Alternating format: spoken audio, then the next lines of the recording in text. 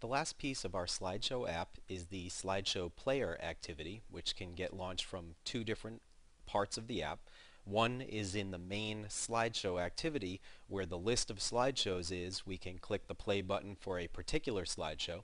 And the other is in the slideshow editor activity. Whatever slideshow is currently being edited can also be played.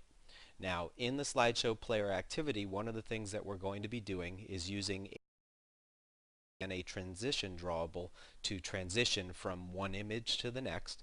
And another key thing we'll be using here is the media player to allow us to play the music in the background.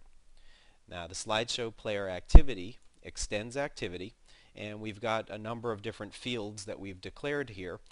Lines 28 through 30 declare some strings that we use to save state if the app gets paused in the process of playing a slideshow. So for example, let's say the user goes and takes a phone call in the middle of the slideshow. The information for the current playback time of the media, the current image that we're displaying, and the name of the slideshow will be saved so that we can reload that information when this SlideshowPlayer activity comes back to the foreground. Now, initially we've set the app up to use 5 seconds to display each of the images, so you can change this number if you'd like to make the display longer or shorter.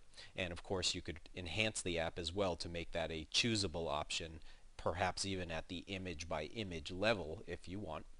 And then we have some other instance variables here. The image view is going to be where we display the current image. The slideshow name, of course, is the current slideshow that we're playing. The slideshow info object represents all of the data for that slideshow. We'll use a bitmap factory.options object to specify how to load and scale the images. Again, images can have ultra high resolution, but we have a small screen on which we're displaying the image, so we actually want to downsample the image so that it doesn't take up too much memory.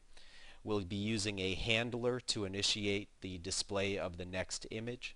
And then we have a couple of integers to keep track of the next item that will be displayed and the time of the media. And then finally, the media player variable will be used to represent a media player object for playing the audio in the background.